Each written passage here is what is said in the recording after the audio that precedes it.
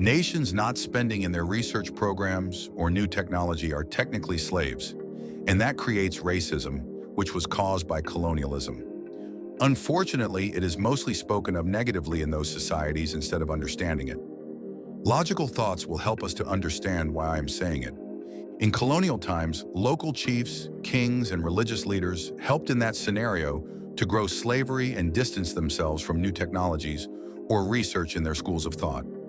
And that is still going on through corrupt leaders of different nations of the world. Hello friends, I am Czar, educating the common man in the world by exploring different aspects of historical colonialism and how the Third World is still a colony of advanced technology, or nations that own the advanced technology. Colonial realities. Colonialism is, by its very nature, incompatible with many of the ideals of justice that we hold dear today. The definition of the word, according to the Oxford Online Dictionary, is the policy or practice of acquiring full or partial political control over another country, occupying it with settlers and exploiting it economically. As that three-part definition suggests, no form of colonialism ever developed without great, unprovoked violence.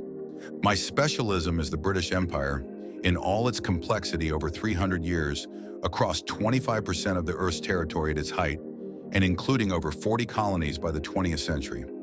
I tried to examine how that incredibly complicated entity was governed everywhere, and all at once during certain moments of the 19th century.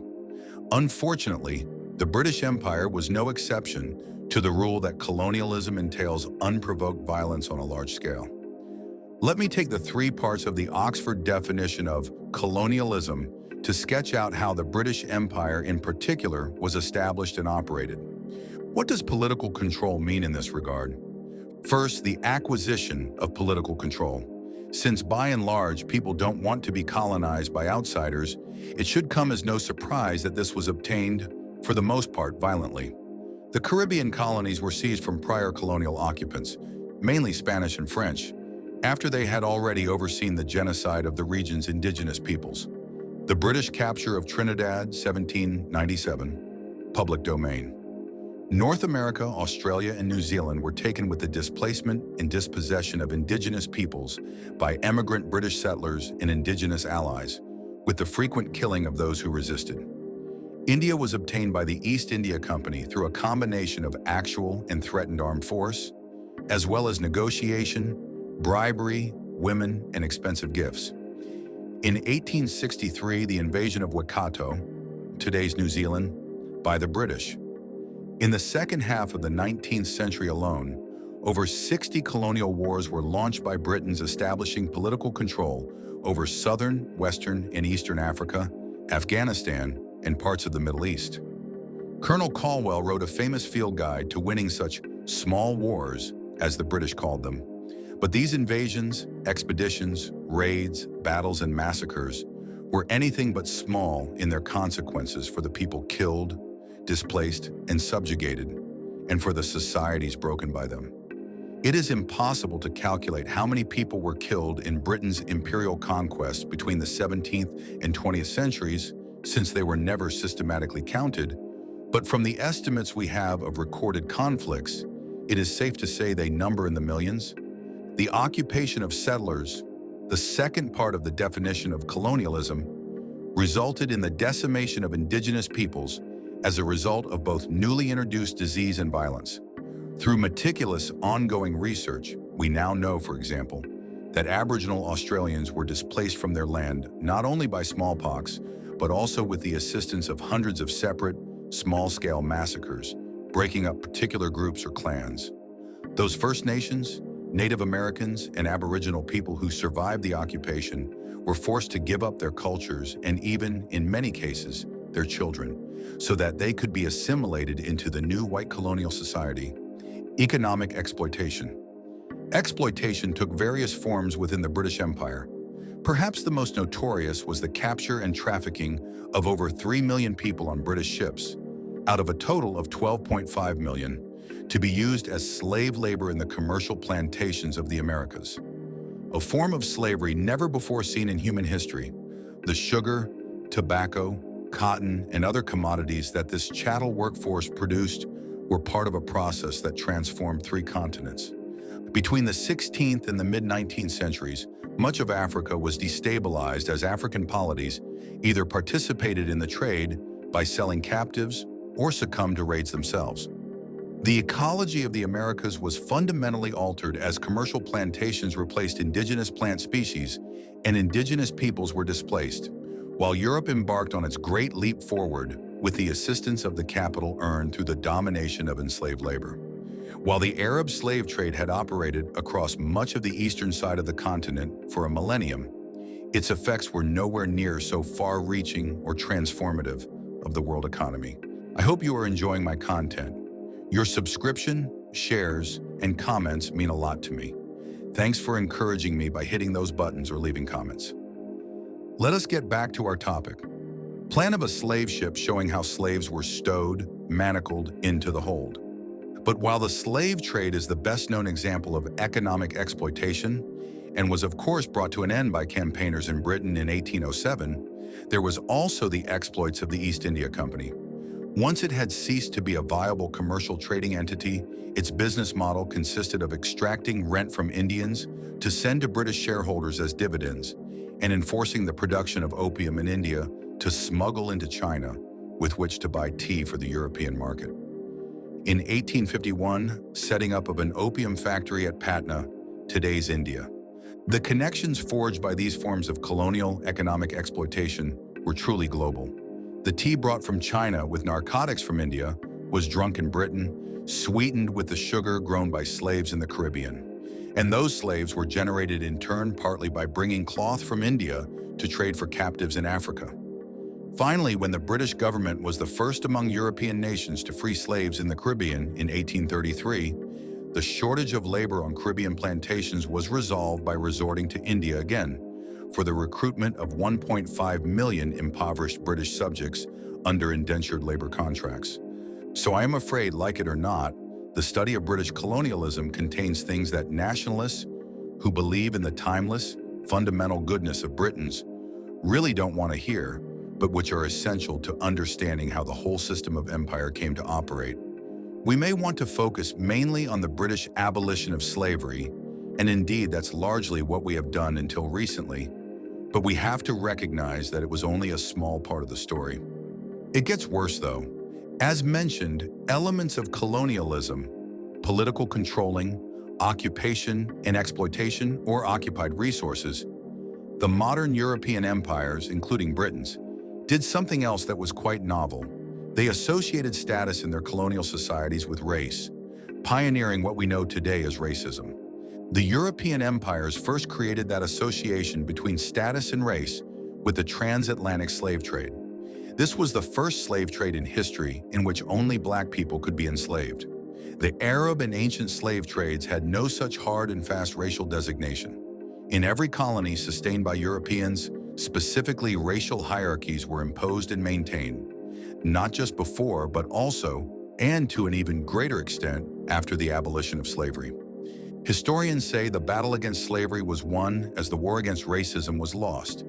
Even the campaigners against slavery, who saw its abolition through Parliament and who might today be condemned as woke, believed that colonialism in general was justified because more advanced Europeans needed to rule more backward races in order to civilize them. While notions of scientific racism, the idea that black people were biologically inferior to white people and could never match them, were often challenged, the notion that black people would take hundreds of years at least to evolve culturally was prevalent, seen even as common sense, as I have said earlier. By the mid-19th century, white men were in charge in every British colony, and the natives were expected to show deference to white women. Moral panics would break out periodically in most colonies over rumors of black and brown men threatening white women's purity. Even the poorest white women generally had black and brown servants to do the domestic work, thought to be part of a woman's role, and corporal punishment of these servants was common. When black or brown servants sought prosecutions under supposedly non-racial laws for masters and mistresses who abused them, their chances of success were infinitesimally small in the face of white juries and judges. With the exception of certain indigenous elites whose cooperation the colonial authorities required, especially in India, ordinary black people could find themselves ordered around and physically abused on the streets by even the lowest status white person without any recourse to justice. Across the British Empire, for all its rhetoric of non-racial governance, racial discrimination was the everyday norm, with a degree of insult often finely graded according to ethnicity or skin shade. Access to jobs, the law, healthcare, education, democracy, justice, and even the railways was by and large conditioned by race, no matter how much liberals in Britain might disown it. British memsahib with bearers. In the colonies, racial views varied from the exterminatory to the patronizing. A settler from South Africa regretted the disappearance of the springbok, which he had helped to overhunt, but thought that Africans, too, as well as the springbok, must give place.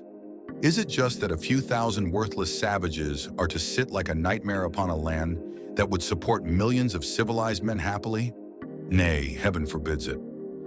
At the liberal end of the scale, the Secretary of State for India, Lord Salisbury, commented that if England was to remain supreme, she must tolerate the political role of Indian princes and of participation by Indians in the administration, but added later that if the number of well-educated Indians should increase, the government would face the indecent and embarrassing necessity of closing that avenue to them. What colonized gained from colonialism? The violence and racism of colonialism have long been accepted as matters of fact by historians, even if our interpretations of how they came about, how rigid the boundaries of race were, and how they were justified vary. More conservative historians have long argued that, although regrettable, these features were necessary for the inculcation of modernity. They have stressed the elements of reform that British administrators brought to various societies as they sought to mold them to greater or lesser extents in the image of an imperial Britain that was itself undergoing rapid industrial change. Some pro-colonialism argue that it had introduced certain institutions, such as free trade and legal norms, that allowed for higher living standards generally. In fact, they encouraged the USA to take up the mantle of the white man's burden from an expired British Empire and reoccupy countries such as Iraq and Afghanistan to bring order once again. Perhaps the less said about how that turned out, the better. Even he, however, did not seek to deny or mitigate the violence and the racism of colonialism in practice. I want to make one thing clear. In highlighting the violence and the racism intrinsic to the British Empire, specialist historians do not focus solely, as some now allege, on the bad bits or the negatives of empire. We do not overlook the good bits or the benefits, such as the abolition of slavery or Britain's determination to ensure that no other nations profited from it once Britain had abolished it. We are very attentive to the reforms introduced against practices considered barbaric, such as sati in places like India, to educational, infrastructural, and health improvements over time. However, some believe that trying to weigh up what was good and bad about certain historical episodes or even individuals is a bit primary schoolish. It is far more important for us to consider who benefited from certain aspects of colonialism and who did not. And this will, of course, vary hugely across time and space. Concluding that the empire was either a net benefit or cost to people in general is meaningless and unverifiable. Often, the same people could both benefit and lose from colonialism's different aspects at the same time. For instance, Adivasis in India might feel liberated from caste oppression from other Hindus by certain British interventions, but subjected to racial oppression by others. British colonialism was certainly of great benefit to many people. Speaking necessarily here in general terms, it benefited most Britons, even if unevenly and often indirectly, most of the time. It benefited Indian merchants who thrived in the conditions created by the East India Company, often at the cost of famine victims. It benefited certain African leaders who were able to profit and enhance their power with weapons supplied in return for captives for the European slave trade. It benefited many around the world who could achieve elevated status by accommodating themselves to British rule. Innovations that British rulers helped to introduce to many areas, largely for their own and their colonists' benefit, such as healthcare, schools, and democratic institutions, could be made to work for the benefit of many others once the British had left.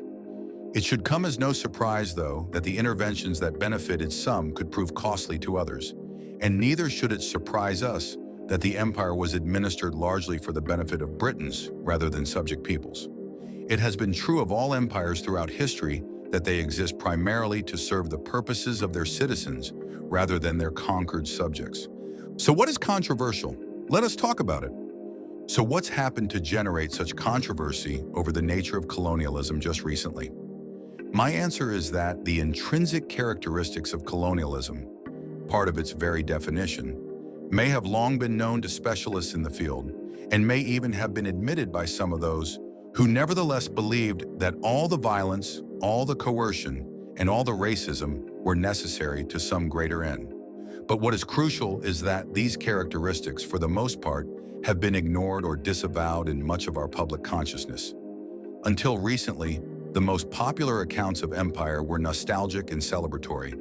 They viewed the empire through rose-tinted spectacles. It is the attempt to bring the intrinsic violence and racism of colonialism more to the forefront of public consciousness, especially in the wake of the Black Lives Matter protests of 2020, that has now sent certain conservative figures on a reactive woke hunt. Their backlash against greater public understanding of what colonialism in general inevitably entails, and what British colonialism specifically entailed, has sparked an intensity of disagreement and rancor. It seems that for many joining in this backlash against greater historical understanding, it is anti-British to talk about the violence and racism that Britons inflicted on others in the past. There seems to be a misunderstanding that historians are portraying Britons as villains when we talk about their colonial activities. Let me conclude by addressing this point. Britons, in today's view, have been neither more saintly nor more devilish as a national group than any other. People of all identities are complex. They tend always to believe that there is justification for their actions, even when others see them as inflicting harm. Well-intentioned people are born into, and help sometimes unwittingly to create, systems and social structures that are deeply oppressive. Well, I thought the best way of shielding Aboriginal people from the effects of settler colonialism was to forcibly remove their children into white-run boarding institutions and foster homes. One does not have to believe that Britons were monsters, or indeed any better or any worse as a nation than any other, to see how the various diverse forms of colonialism that they imposed, from missionary work through commercial exploitation to invasive settlement, could have terrible effects. It is able to reveal how even well-intentioned people can produce horrific outcomes, and should be able to do so without accusations of being a woke militant, far leftist, Marxist, or anti-British.